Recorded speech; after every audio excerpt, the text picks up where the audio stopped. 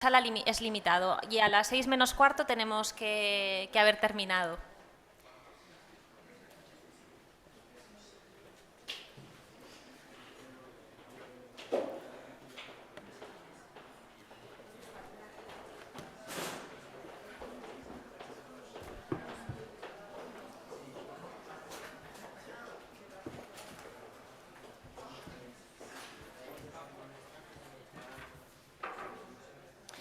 Bueno, buenas tardes. Estáis todos en el objetivo político 2. Nadie se ha confundido de sala, ¿no? Vale. Bueno, estamos, como hemos explicado esta mañana, hay 4 objetivos políticos y un objetivo Interreg de gobernanza. Dentro de los 4 objetivos políticos, bueno, estamos en el objetivo político 2 sobre una Europa más verde y a ver si pasa esto. Vale. Entonces, dentro de esta prioridad del objetivo político estamos en cómo proteger y consolidar los valores ecológicos. Y dentro de esta prioridad tenemos diferentes objetivos específicos, que es lo que hemos estado a este nivel de detalles donde habíamos llegado esta mañana. Entonces, dentro de esta prioridad nos encontramos el cambio climático y la prevención de riesgos, el acceso al agua, la economía circular y la protección y conservación de la naturaleza.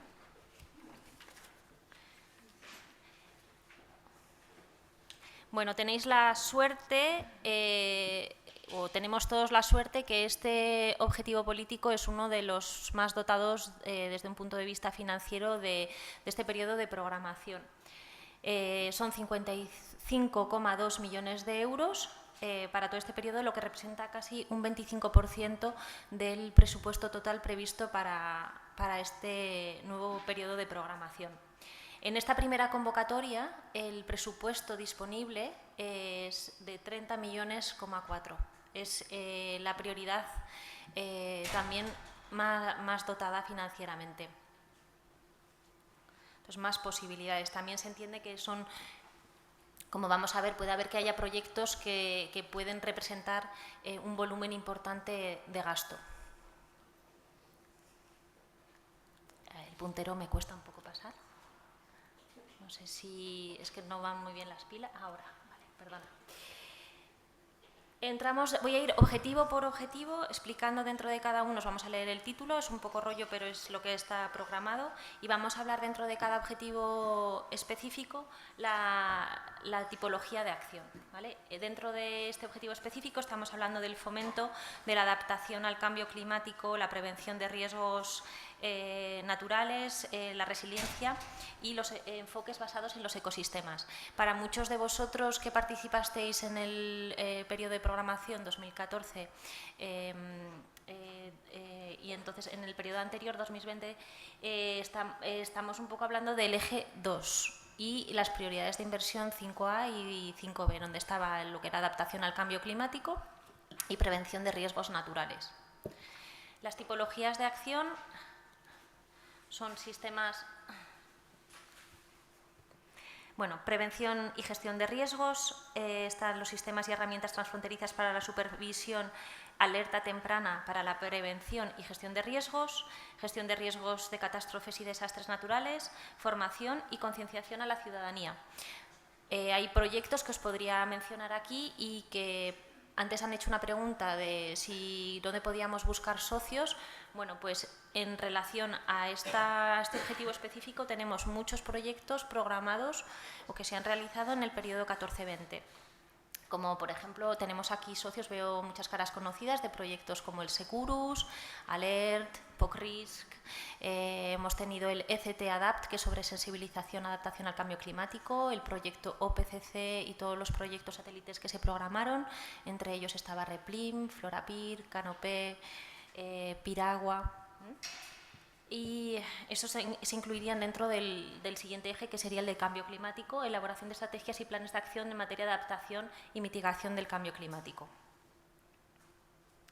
En función de la acción, del objetivo específico que vais a seleccionar, tendréis unos indicadores de realización. En el folleto que teníais dentro de la hoja, dentro de la bolsa que os han dado esta mañana, había un folleto donde se hace un resumen muy bueno de lo que es el programa. Hay una tablita que yo recomiendo, que me parece que está muy bien, es esta tabla, y aquí entonces tenéis la columna donde aparece OP y donde aparecen ahí el objetivo político y a la derecha los OE. ¿Vale? Esos numeritos romanos corresponden a los objetivos específicos y a la izquierda tenéis todos los indicadores. Entonces, en función del objetivo específico que seleccionéis, directamente se os van a poner el indicador de realización y automáticamente tendréis seleccionado el indicador de resultado, lo cual es un avance respecto al periodo de programación anterior, que simplifica bastante. ¿Vale? Entonces, lo que tendréis que hacer es cuantificar bien esos indicadores, que es lo que realmente os va a dar un plus cuando presentéis vuestra candidatura y para el comité de evaluación cuando tenga que evaluar vuestra propuesta. Tendréis que ver muy bien dentro del programa cuál es la contribución prevista por el programa para ese indicador y pensad siempre tener esa valoración en la cabeza entre lo que espera conseguir el programa en ese indicador y qué dotación tiene el programa previsto para ese objetivo específico y cuál es el presupuesto de vuestro proyecto, y en función de eso también obtendréis un poco una valoración de cuál es la contribución a la que puede alcanzar vuestro proyecto. Es decir, si el programa pretende alcanzar el 100% de la superficie cubierta por medidas de protección contra las catástrofes naturales, a lo mejor un único proyecto, si se ha previsto de 33 millones para esta convocatoria o 50 millones para el total de esta prioridad, y vuestro proyecto solo es de 1 millón de euros, pues probablemente el impacto no es lo mismo con 1 millón que con 50, ¿no? Entonces,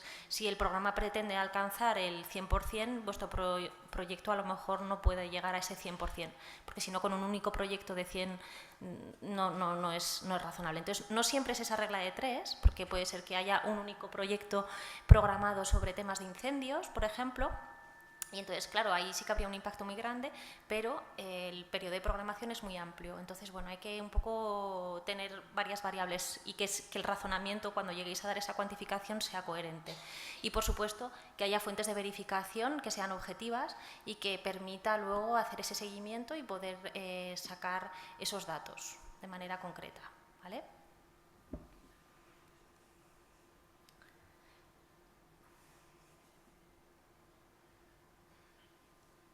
No sé si me he adelantado. Bueno, el siguiente objetivo específico sobre el fomento del acceso al agua y una gestión hídrica sostenible.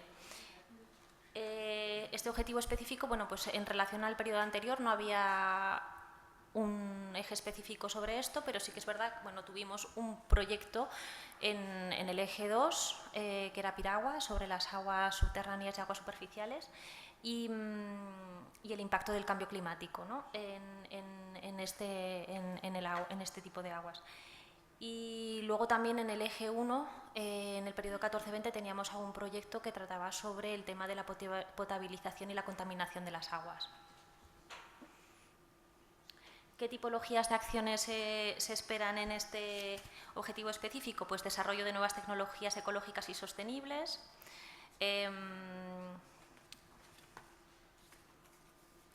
el desarrollo de actividades generadoras de empleo, aplicación de un sistema de gobernanza compartida de cuencas fronterizas, conservación y restauración medioambiental, fomentar el uso sostenible de recursos hídricos, minimización de riesgos para la salud humana y el medio ambiente de los contaminantes presentes en los recursos hídricos.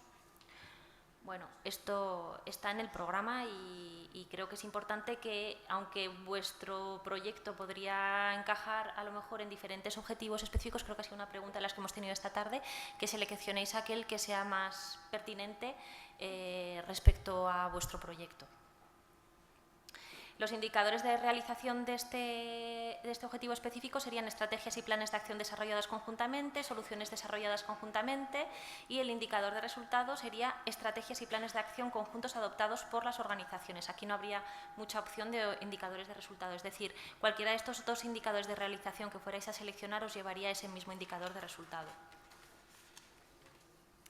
El siguiente objetivo específico, que es el número 6, es el fomento de la transición hacia una economía circular y eficiente en el uso de los recursos. El puntero este sigue sin funcionar, ¿eh? Estoy en la siguiente. Vale, gracias. Fomento de la transición hacia una economía circular y eficiente. Pasamos al siguiente, por favor. Vale. Tipologías de acción.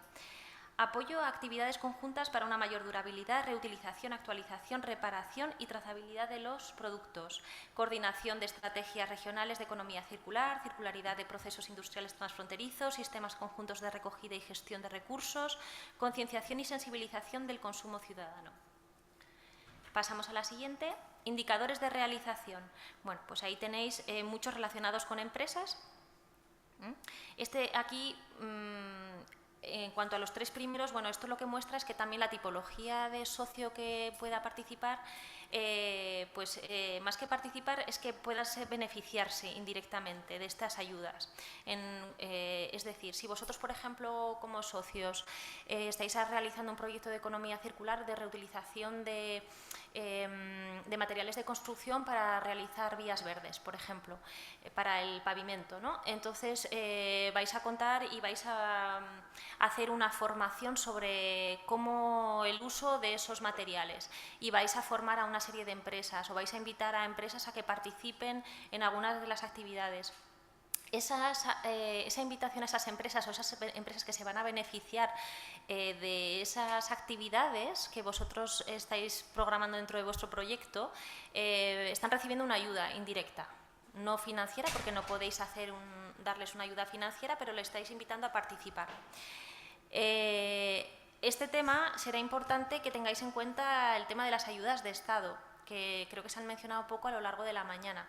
Las ayudas de Estado, en principio, cuando vosotros rellenéis vuestro formulario veréis que hay unos cuestionarios. Entonces, si veis que esas empresas se están beneficiando, que están participando están realizando una actividad económica y están desvirtuando el mercado porque se están favoreciendo respecto a otras empresas, pueden recibir esa ayuda indirecta vuestra, pero tendrán que notificarlo y se tendrá que reflejar también en el formulario, ¿vale? Este es un poco un paréntesis que hago cuando menciono estos tres primeros indicadores, porque esas empresas apoyadas a través de subvenciones implica directamente que está habiendo probablemente ayudas de Estado.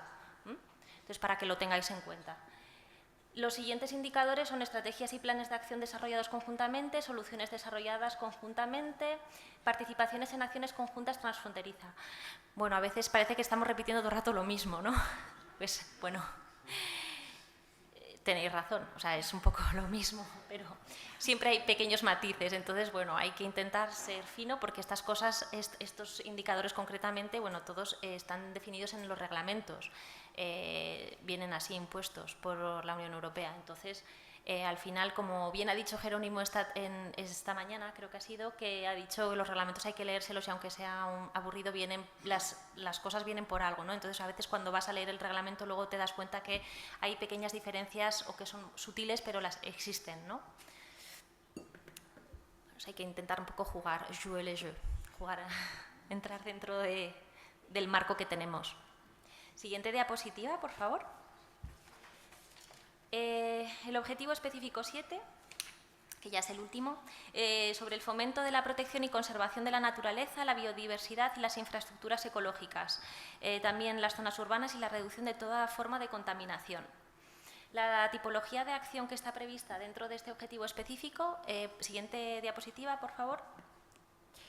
Bueno, pues la armonización de las estrategias de infraestructura verde en países y regiones transfronterizas, colaboración transfronteriza en el apoyo a la red transeuropea de espacios naturales, sensibilización, educación, formación y capacitación ambiental, acciones de conservación y restauración del medio natural basadas en la naturaleza y la promoción de infraestructuras verdes y la restauración de espacios como biodiversidad degradada y gestión de la afluencia de público a los espacios naturales. Bueno, pues este objetivo específico tiene también unos indicadores de realización, son dos, son las estrategias y planes de acción desarrollados conjuntamente y las soluciones desarrolladas conjuntamente. Bueno, las estrategias, bueno, así como pista, bueno, siempre son, y los planes de acción siempre son como algo que tiene un impacto, no impacto, pero hay siempre entidades públicas implicadas, suele ser a largo plazo, tiene una aprobación en un público mucho mayor que unas soluciones desarrolladas de manera conjunta, ¿no? Que suelen ser a lo mejor actuaciones más puntuales e individuales. Y como indicadores de resultado están las soluciones adoptadas o ampliadas por las organizaciones y estrategias y planes de acción conjuntos adoptados por las organizaciones.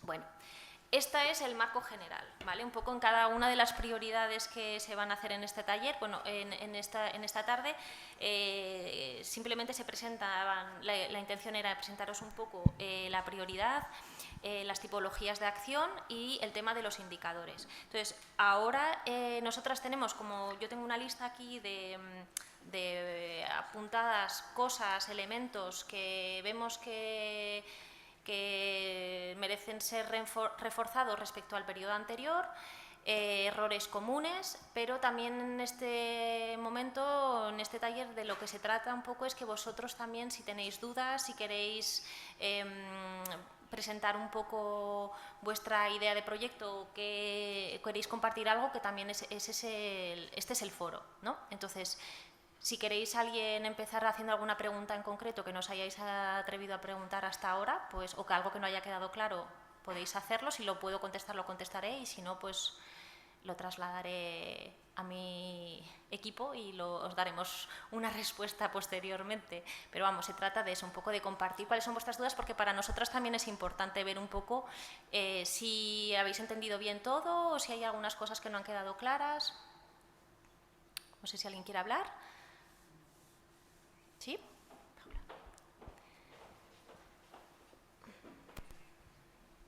Hola, gracias. Hola. Yo quería preguntar el tema de la bioeconomía y el uso de los recursos naturales, pero en tema de bioeconomía, ¿lo deberíamos poner más en economía circular o en conservación?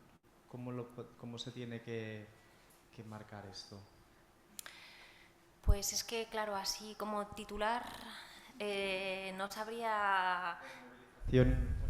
Movilización de recursos forestales o de productos que salen de las granjas o cosas así, que al final tienen un uso ya que podrías hacer economía circular y que lo que hace es que no consumas tantos recursos, ¿no?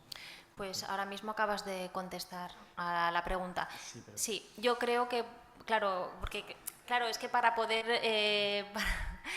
yo creo que vosotros sois realmente los que más vais a poder, los que más información tenéis respecto al proyecto que tenéis en mente con vuestros socios y en qué tipología de acción se encaja, yo creo, o en qué objetivo específico se encaja. Yo creo que en este caso, por la poca información que acabas de dar, esas pinceladas, parece que la economía circular podría encajar perfectamente.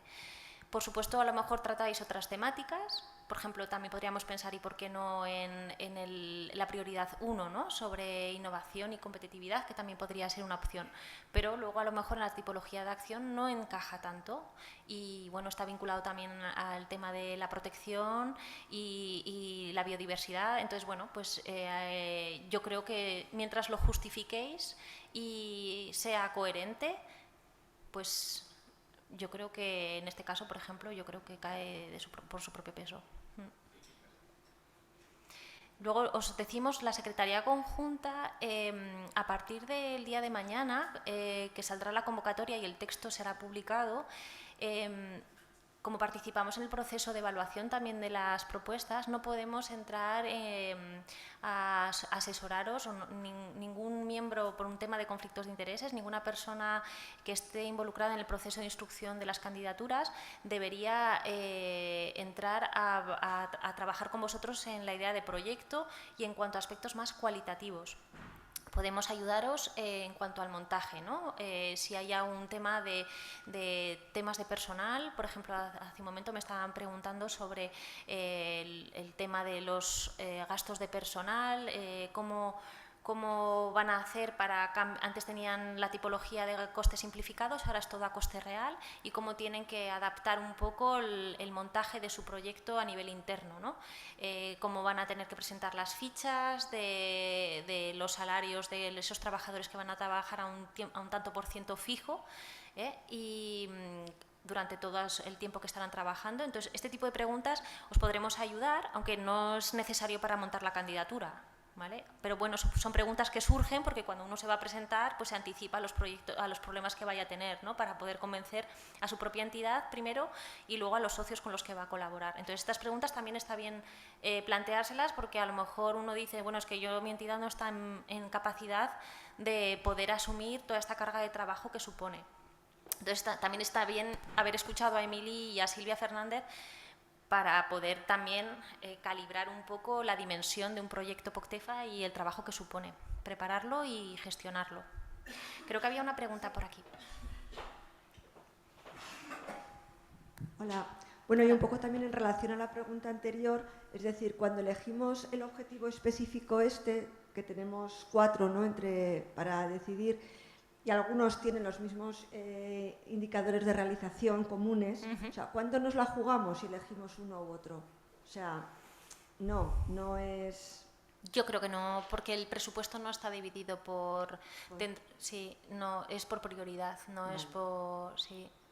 Entonces, bueno... Podemos estar como a media entre dos y entonces pues, elegimos este. Sí, a ver, es verdad que el objetivo del programa es llegar a alcanzar los objetivos que ha previsto en cada uno de sus indicadores. Entonces, el Comité de Programación también tiene su estrategia porque también tenemos que rendir cuentas a la Comisión Europea. Entonces, nosotros como programa transfronterizo queremos alcanzar nuestros objetivos. Entonces, si vemos que tenemos muchos proyectos que se presentan a un mismo objetivo específico, pues claro, pero eso no depende de nosotros. Entonces, si hay mucha concurrencia en un único objetivo específico, a lo mejor sí que es verdad que no será positivo porque a lo mejor podremos programar un número limitado porque una vez que alcancemos ese indicador, pues a lo mejor si se quiere ser estratégico, pues a lo mejor habrá que programar otro que sí que nos aporte y nos ayude a alcanzar esos objetivos previstos porque es en beneficio del territorio. No vamos a tener solo proyectos programados sobre prevención de riesgos o solo sobre economía circular. Sí, hola.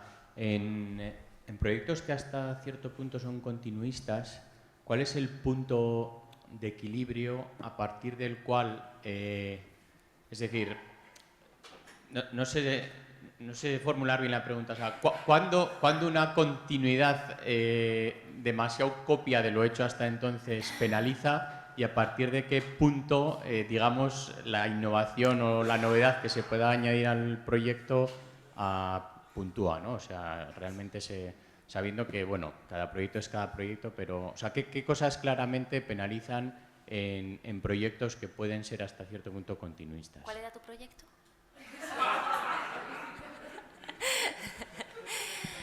Bueno, no hay nada que penalice. Y al revés, un proyecto que ha funcionado bien, no sé si el tuyo funcionó bien o no, pero...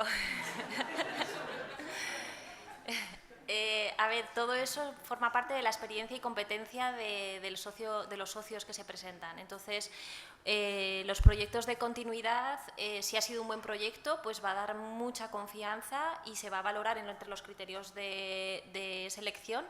Bueno, pues se valora también la experiencia y la capacidad del socio en ejecutar la subvención. Entonces, un socio que ha trabajado ya previamente en POCTEFA, que ha presentado un proyecto que ha sido exitoso, que ha tenido buenos resultados, que ha funcionado correctamente, pues probablemente se valorará desde un punto de vista positivo por el partenariado en su conjunto.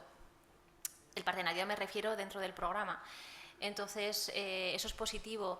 Pero no existe una regla ni ningún criterio que penalice a un proyecto de continuidad. Tampoco que lo favorezca, pero indirectamente yo diría que más bien favorece que penaliza, diría yo. Y que sea una continuidad, si ha funcionado, ¿por qué no va a seguir funcionando? Y bueno, siempre se puede aportar un valor añadido, ¿no? En cuanto puede ser que haya un nuevo socio, hay mayor experiencia, puede ser que la zona de impacto sobre el territorio se amplíe, puede ser que haya un componente nuevo experimental. Eso ya está en vuestras manos de explicar y convencer al programa que ese proyecto interesa programar. un poco en relación con esto, en el objetivo específico 7, en el de biodiversidad, en el programa operativo ponéis que se tienen que diferenciar claramente de un proyecto LIFE. ¿Dónde ponéis el límite? ¿Cómo vais a evaluar eso?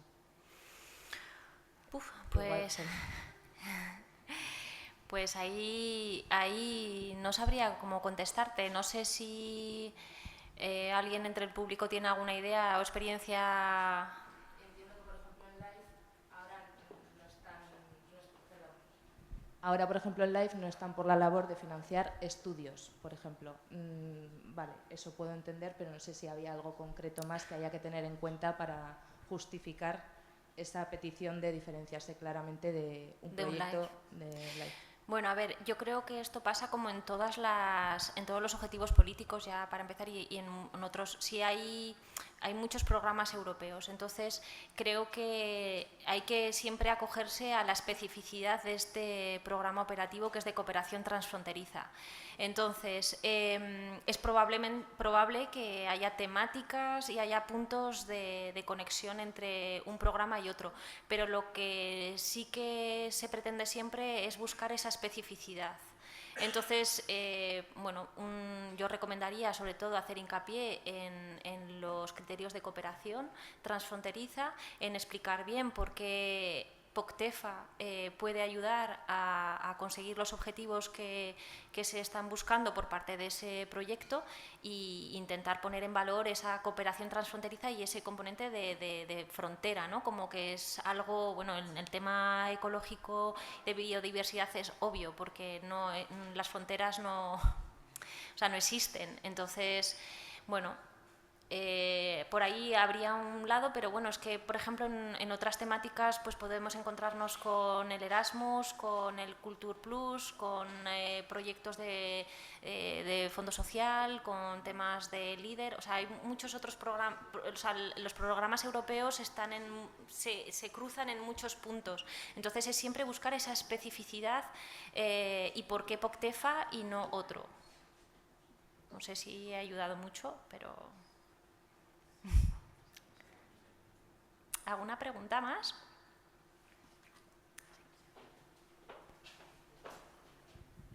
En cuanto a los indicadores propios, ¿hay alguna indicación sobre el número de indicadores que hemos de poner? No, es que no vais a tener que poner ningún indicador propio, no. Vosotros podéis, a ver, se recomienda siempre que todos los proyectos incluyan alguna actividad de evaluación y de seguimiento. Por supuesto, esto iría dentro de vuestras actividades propias de gestión, por ejemplo, del proyecto. Entonces, como ha dicho Amaya, se valora de manera positiva que vosotros tengáis vuestros indicadores, pero el programa en sí no os va a exigir que tengáis ningún indicador propio, porque en realidad solo se van a pedir que hagáis un seguimiento de los indicadores de realización del programa y los de resultado del programa, pero no hay ningún sitio en el formulario, no vais a tener ningún apartado específico para cumplimentar o que os pregunte específicamente qué indicadores propios habéis previsto. Si queréis tenerlos o tenéis una metodología a seguir para hacer ese seguimiento, pero no se os va a pedir que rindáis cuentas de los indicadores propios, lo cual es una simplificación también. Bueno, antes os obligaban el programa a seleccionar un indicador mínimo de programa y había muchos propios. Entonces, bueno, cada vez que hacíais esa rendición de cuentas, esos 6 meses que hablábamos, esos periodos, por ejemplo, en cuanto a los indicadores, ahora va a ser cada 6 meses, antes era una vez al año. Entonces, bueno, pues es mejor solo reportar sobre un único indicador que no sobre 50.000. Pero ese indicador puede ser que tengas el resultado solo al final del proyecto y durante Puede ser. todo el proyecto vayas diciendo 0, 0. Pues puede ser, tendrás que explicar que no se va a hacer, pero es que los proyectos son muy distintos. Entonces, para unos sí que funciona y para otros no. Claro, entonces tiene que ser así. Ahí existe, o sea, en el 14-20 nos ha pasado que muchos proyectos han ido indicando 0-0, pero también en los informes que nos aportaban para decir 0-0-0 era, bueno, 0-0, pero nos aportaban una prueba documental del informe que todavía estaba en consulta, por ejemplo, de las consultas o de los estudios previos que estaban haciendo o de esos muestreos que estaban haciendo de campo. Y entonces, bueno, no podían poner el valor de 1 alcanzado porque no estaba validado, porque no se había llegado a finalizar ese trabajo, pero sí que teníamos muestras de que aunque el valor era 0, había un trabajo o había un avance en perseguir ese objetivo de ese indicador. ¿Me explico? ¿Sí? Entonces puede ser 0, pero hay cosas que muestran que ya...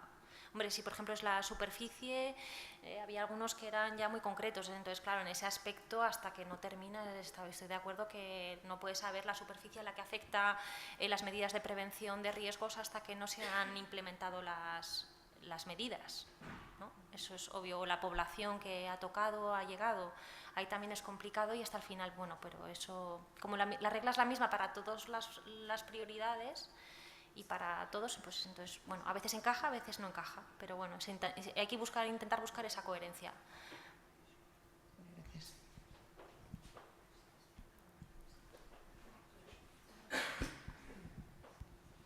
Hola, volviendo un poco con los indicadores, pues... ¿Quieres que los pongamos? No, bueno, No. Era muy repetido, ¿no? Pues bueno, Sí. indicadores bien de planes conjuntos, o bueno, planes compartidos o Sí. soluciones compartidas. Entonces, bueno, dependiendo de la naturaleza del proyecto, eso siempre nos va a llevar a también a hacer asistencias técnicas compartidas, ¿no? Sí. Entonces, claro, la gestión de esas asistencias técnicas por el pasado siempre es bastante, administrativamente bastante difícil, vaya, porque o cuarteas, vamos a decir, entre los socios que participan ahí, o cada uno hace su proceso de licitación, pero es un proceso de licitación un poco viciado, porque si todos queremos llegar a un mismo destino. ¿Hay qué recomendaciones o tenéis alguna recomendación de cómo hacer estas asistencias técnicas que se pueden hacer entre diversos socios del proyecto? ¿Cuál es la recomendación? Bueno, a ver, muchas son válidas, ¿no? Luego es en función de los socios, pues ahí vemos un poco de todo. Puede ser que haya un acuerdo entre todos y un único socio se encarga de la licitación y bueno, todos reparten el gasto. Puede ser que uno asuma el gasto y otros se encargan de otro tipo de gastos, por ejemplo, podría ser una opción.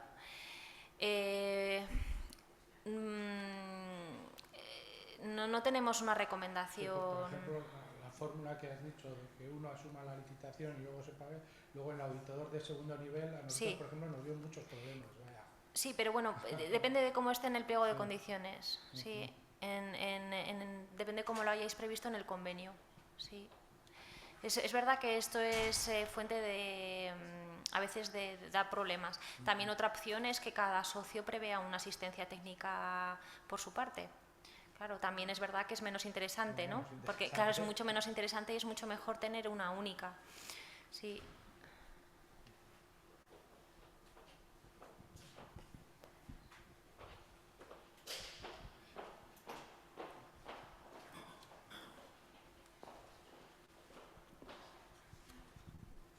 Oui, bonjour. C'était plutôt une question sur le reporting. Sí, mi pregunta es sobre los informes, la rendición de cuentas cada 6 meses. Concrètement, qu'est-ce que ça va être? Est-ce que c'est des. Ben, je vous dis, je crains un peu en fait des difficultés Porque entre le chef de file imagino responsable que financière habrá dificultad, ¿no?, a la hora de buscar información et financiera a 6 meses vista. Yo no sé reorganisation. si se puede hacer, ¿no? A nivel organizativo a mí me da un poco de miedo eso. No sé, ¿qué nos podéis decir? La rendición de cuentas cada 6 meses tiene que ver con los indicadores realmente. Respecto a la declaración de gastos, vamos a continuar con la misma fórmula anterior. De todos modos, responderemos, o mejor dicho, os informaremos de manera más precisa cuando sepamos más el modo en que va a desarrollarse todo esto. Pero normalmente el sistema debería ser más simple. La idea es que todo lo relacionado con la rendición de cuentas y todo ese trabajo de facilitar información, la idea es simplificar todo este proceso, que sea más ordenado. Ese es el objetivo. Entonces, cuando entréis en la aplicación, todo va a estar muy claro. Se ha pensado mucho en esa claridad desde el punto de vista desde vuestro punto de vista, realmente poniéndonos en vuestra situación. Y creo que vais a daros cuenta de que todo es más claro. En cuanto a entregables, solo uno, va a simplificarse todo el proceso. Y realmente vuestra tarea se va a ver significativamente simplificada. Ese es el objetivo. Se ha hablado mucho de la parte hídrica, se habla también del reciclaje y el reciclaje de plásticos también entraría aquí en este apartado, en envases, etcétera. Bueno, podría, pero como explicaba anteriormente, realmente depende un poco de la amplitud del proyecto y de qué va a tratar el proyecto. ¿Va a ser de innovación? Sí, en la prioridad 1, por ejemplo, como la prioridad 1 va de reciclaje. Bueno, si hay técnicas muy innovadoras, quizá sí que encajara. Pero, insisto, en el eje 2 también podría encajar un proyecto así. Depende un poco de cómo se quiere desarrollar. Sí, como se ha hablado mucho de lo hídrico aquí, por eso me ha hecho dudar. No, pero bueno, es uno de los objetivos específicos, por eso los he incluido. Hay otros, por supuesto. ¿Alguna pregunta más? ¿Alguna duda? A ver, bueno, vamos, yo creo que tenemos tiempo. Yo, si queréis, bueno, no sé si en alguna de las presentaciones que hemos tenido esta mañana os han surgido dudas, pero nosotros, bueno, os hemos hecho un listado simplemente para que poner un poco como el foco de alerta, porque también es difícil mantener la atención durante toda la jornada. Entonces, bueno, entre los gastos excluidos, queríamos destacar, entre otros, pero creemos que los más comunes son, pues, por ejemplo, los gastos de los directores de empresas que no son asalariados. Esto pasa mucho en las entidades sin ánimo de lucro. El tema de las contribuciones en especie, que se han mencionado mucho, que están prohibidas, excepto cuando se ponía puesta a disposición de personal. Sí, espera un momento el micrófono porque es para las traductoras. Este caso se da mucho en el antiguo eje 1 del 14-20, pero en el eje 2 también podría ser, porque suelen ser montajes donde se trabaja con centros de investigación. Entonces, a veces puede pasar que un centro hospitalario trabaja con una universidad o con una fundación y la fundación pone a disposición una persona a trabajar, y entonces esa es como su contribución. Entonces, eso sí que estaría permitido, pero tiene una serie de normas. Es simplemente donde poder consultar esas normas desde el completo desconocimiento. Claro. Igual están en el manual. Exacto, están en el manual. 116 páginas ayer, un poco excesivo. Sí, no tendréis tiempo de leerlo, y bueno, estaría también bien que echarais un ojo al manual antes de preparar vuestras candidaturas y mientras la estáis preparando, para que un poco veáis un poco la lógica. Pero más o menos, si tenéis pensado hacer este tipo de montaje, la puesta a disposición de personal es poner ese sueldo de esa persona que va a estar pagada por un tercero, ponerlo como cofinanciación pública. Entonces en el plan financiero aparecerá como cofinanciación pública, pero tiene un límite, que es que no puede superar la autofinanciación que estáis poniendo.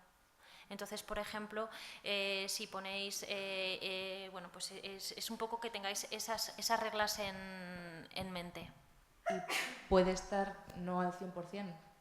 Claro, eso sí es otro tema, vale. Porque eso ya sería el tipo de... como la tipología de presentación de sus gastos de personal. Entonces, como ha explicado Emily, hay dos, es a coste real, entonces tiene que ser o al 100% o a un porcentaje fijo. Esto se ha hecho también para simplificar, porque había una tasa muy alta de error por culpa de la presentación de los gastos de personal. Ha sido como el CASTET del 14-20. Para muchos, casi todos habéis tenido, muchísimas entidades de las que han participado han tenido correcciones financieras por este tema, aunque luego se han corregido, pero ha dado mucho trabajo. Otra de las cosas que se ha mencionado es que está prohibida la facturación entre socios y entre socios con socios asociados. Es decir, si vosotros, la figura del socio asociado es una figura que es un poco invisible, pero es interesante y también es una figura importante y os voy a explicar por qué, porque en el montaje de vuestros proyectos podríais incorporarla fácilmente. Suelen ser socios que no reciben dinero, no reciben FEDER, pero están ahí apoyando, ¿no? Entonces es una forma de mostrar, por ejemplo, que tenéis el apoyo de una entidad pública, de una autoridad competente en la materia y que da un poco de caché a vuestro proyecto también, porque es una entidad que va a participar como oyente y que muestra un interés en ese proyecto sin participar de manera financiera, ¿no? Entonces le invitáis a formar parte. Él no recibe, esta entidad no recibe FEDER, pero sí que le podéis, por ejemplo, pagar un viaje, un alojamiento. No van a poder presentar ese gasto. Es decir, si vosotros invitáis a un trabajador de vuestro gobierno regional, no podéis presentarla, digamos que podéis presentar su factura, pero es el propio socio el que asume ese gasto. ¿De acuerdo? Entonces lo tenéis que prever un poco en vuestro presupuesto, pero ahora mismo los gastos de viajes se calculan de manera porcentual. Entonces es un coste simplificado. ¿Vale? Entonces no tenéis que presentar esa factura. Entonces, bueno, pero que la tengáis en cuenta y que la valoréis, porque bueno, es una manera de mostrar que tenéis esa, digamos, como aval. Entonces yo creo que es una figura a tener en cuenta, pero eso, tened mucho cuidado de no meter a una entidad, por ejemplo, privada que después os gustaría que participara en una contratación pública que vais a sacar. Porque, ¿qué pasa? Si vosotros estáis invitando, la tenéis como socio asociado, significa que está teniendo una información privilegiada y después se va a presentar como asistencia técnica. Ahí habría un problema. Entonces no le podéis estar facturando, pagándole la asistencia técnica a un socio asociado. ¿Vale? Habría un conflicto de interés, porque ha participado a lo mejor en esos pliegos, en la preparación del proyecto, entonces tendría una posición ventajosa respecto a otras entidades que se quisieran presentar. Buenas tardes. Tengo una pregunta también sobre los socios asociados. ¿Tienen que estar en la área POCTEFA o pueden estar afuera de la área POCTEFA? Se aplicaría la misma regla que a las entidades socias que pueden participar en el programa. Es decir, las entidades socias pueden provenir del territorio POCTEFA o estar basadas fuera del territorio, en España o Francia, pero podría ser, por ejemplo, Portugal también.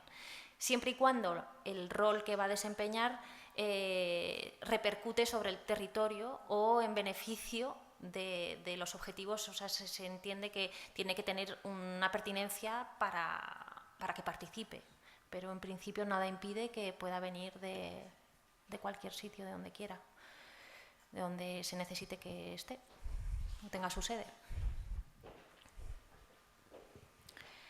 Bueno. Había más dudas, sí. Agnès, voy a ir por ahí atrás. Oui, une double question. Tengo una doble pregunta. Sobre los gastos de viaje en proyectos donde representen más del 6%, imaginemos que llegamos al 15%, ¿en esos casos hay modalidades previstas o no? Entonces, los desplazamientos de los socios asociados incluyen los desplazamientos, no pueden incluirse en prestaciones externas, ¿no? Yo creo que tiene que estar incluido en el 6% de los gastos de viaje. Hay que quizá darle una vuelta, a buscar otra fórmula, no sé, alquilar un autobús o alquilar un coche. De esa manera el gasto es elegible. Ahí sería una prestación de servicios. Sería un alquiler, se me ocurre. De esa manera, pues se puede imputar todo el gasto del alquiler.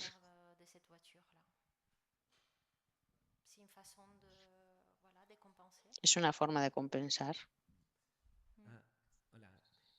Bueno, quería hacerte una pregunta a estas alturas de ¿qué interés tiene propiamente tener un socio asociado? Bueno, esto depende de cada proyecto, pero por ejemplo, imaginemos que estáis intentando desarrollar no sé, a ver, se me ocurre por ejemplo en temas de empleo, ¿vale? Por salir de esta prioridad. Y quieren hacer un observatorio, varias entidades sobre temas de cultura. Y entonces son diferentes entidades que están participando, teatros, empresarios. Bueno, pues pueden invitar a lo mejor al servicio de empleo público a participar como socio asociado y le invitan a las reuniones para que participe, asesore.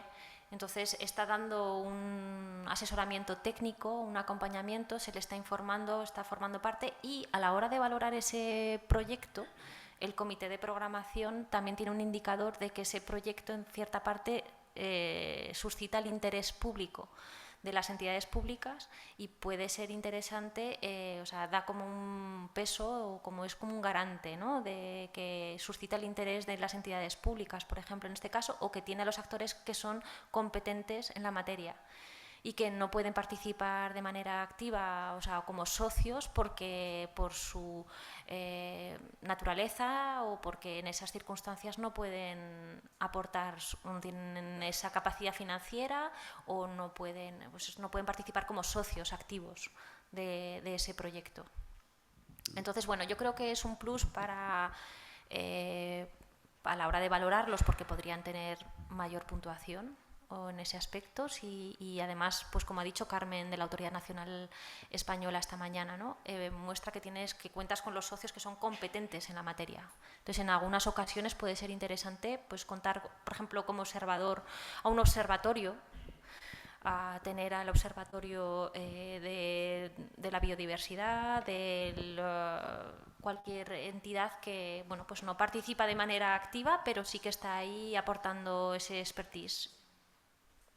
Sí, más o menos, Andrés. Sí, porque de costes no se habla. Claro, en absoluto. no. Vale. No. Gracias. De nada. Hola. Yo tenía una pregunta sobre rehabilitación de edificios que ya son propiedad de la entidad, que los quieres rehabilitar para luego usarlos dentro del mismo proyecto. ¿Eso es elegible? Eso es elegible también. Y lo que pasa que, bueno, ahí también los reglamentos europeos también hablan de que esa rehabilitación, por ejemplo, cuando es para temas energéticos, por ejemplo, si haces un aislamiento o pones placas solares, también estás te estás beneficiando indirectamente de un coste energético, o sea, de un coste. Entonces, la ayuda no solo es la financiera respecto a lo que te están dando para que hagas esa renovación, sino que estás teniendo una ayuda indirecta también y que hay que valorar. Es decir, por ejemplo, tú te vas a ahorrar un coste con esa renovación, a largo plazo vas a tener otro beneficio indirecto. Entonces, eso también es cuantificable. Eso también es un tema que, por ejemplo, hay que valorar, porque podría suponer, no sé si en este nuevo periodo o no, pero sí que es algo que, si en el caso de que lo estuvierais valorando, lo podríamos ver luego con mayor detalle de qué tipo de renovación se trata y si tendría un impacto grande en cuanto a beneficio energético. Nada.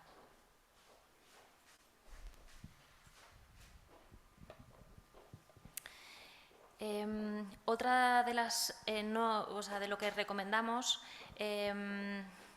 o más bien no recomendamos, que se hagan contrataciones de servicio de forma interna en la propia estructura. Por ejemplo, si el CSIC tiene diferentes servicios, pues que no contrate a un servicio que sea propio de la propia estructura, a no ser que la contabilidad interna o sus reglas de funcionamiento así lo establezcan, ¿vale?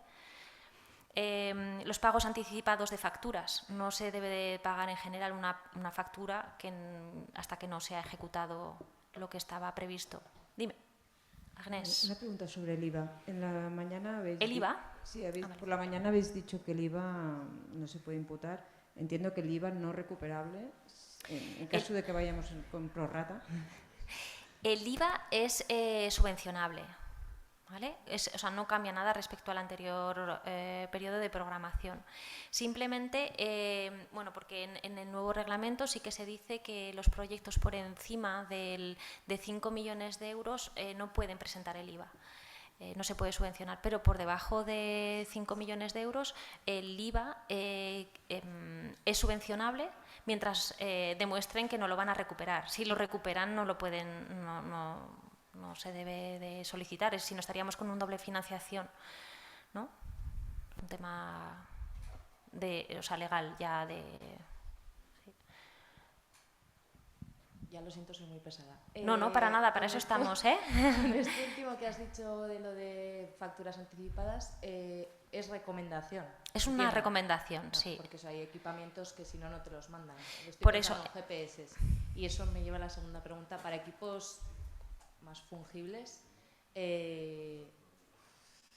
amortización también. Sí, por supuesto, sí, es la parte amortizable en el periodo de ejecución del proyecto. Entonces, todo lo que sea que tengáis amortizaciones que se puedan realizar en el proyecto, que lo hagáis cuanto antes, nada más empezar. Vale, pero eso, por ejemplo, en emisores, lo mismo te dura 2 años que te dura 5. Tenéis que demostrar que tenéis, unas reglas de amortización en la entidad. Vale. Entonces, si tenéis unas reglas previstas dentro de la entidad que dicen que, o la práctica habitual es una amortización a 3 años, pues tenéis que aplicarla y presentarla, explicarla al controlador. ¿Y para las privadas que no tengan? Pues tendréis que desarrollarlo. Se recomienda altamente. Claro, porque, bueno, esto es así. Entonces, bueno, pero los equipos en general siempre tienen un periodo de amortización y si no hay unas reglas que son las generales y si no tenéis una regla, una práctica habitual interna, se os aplicará la que considere que es la que aplica. ¿Vale? Hola, al hilo de la pregunta anterior, de lo de los temas de equipamiento para ahorro energético y demás, no me he terminado de entender si lo último que has dicho era positivo o negativo. Cuando has dicho que se calculaba... No, es que antes se consideraba, por ejemplo, como un tipo de ingreso. Entonces, antes los ingresos se descontaban en la ayuda pública. Lo que pasa es que en este nuevo periodo de programación los ingresos no se hace un seguimiento de un ingreso. Es decir, si vosotros generáis un ingreso con la ayuda FEDER que estáis recibiendo, en el periodo anterior se descontaba de la ayuda FEDER. Entonces había que hacer una serie de estudios de coste-beneficio y si el beneficio era mayor que el coste, teniendo en cuenta también los gastos de funcionamiento de la propia estructura, entonces se tenía que descontar. ¿Vale? Entonces había que hacer un análisis bastante exhaustivo. Entonces el tema de las renovaciones energéticas también se tenían en cuenta. Entonces esto puede considerarse como un beneficio para la propia entidad. Entonces, no te sé decir ahora si en el nuevo reglamento, porque ahora a ese nivel de detalle no hemos llegado y creo que en el manual no lo hemos especificado. Entonces, por eso, si tenéis este tipo de renovación energética, pues eso, por eso nos contactáis y lo analizaremos y lo veremos con Emilie Lalán, la responsable financiera, y veríamos si hay que hacer un análisis de qué tipo de renovación, qué tipo de impacto tiene, etcétera, etcétera, y qué es lo que se va a financiar, si es elegible, no es elegible, si realmente es pertinente, porque realmente también hay que valorar que todas las actividades que se realicen tienen que tener un componente transfronterizo. Entonces, según qué renovaciones, pues también hay que justificarlas. Sí, con respecto a la amortización de equipos, por ejemplo, había también, si estás pensando en un sistema de alerta temprana, ¿no? Que va a requerir un equipamiento y luego ese equipamiento pues va a quedar ya para el futuro para un uso compartido. Ahí también hay que hablar de amortizaciones. Digamos, esos equipos no van a tener otro uso más que el que están pensando. Pero claro, el proyecto va a durar 3 años, 4 años y esa infraestructura sí va a continuar después para lo que ha sido un sistema de alerta temprana, ¿no? Sí, lo que pasa es que solo se pueden imputar los años de amortización de duración al proyecto. Si ese equipo tiene una amortización a 10 años y el proyecto solo dura 3, solo se va a poder imputar 3 años. Esto es así. Aquí tenemos casos en proyectos en los que se ha financiado un camión de mando para bomberos y solo se han podido imputar, o sea, ese camión es transfronterizo, se ha diseñado específicamente para una cooperación transfronteriza y solo se han podido imputar el coste de los años en los que se ha estado en vigor el proyecto.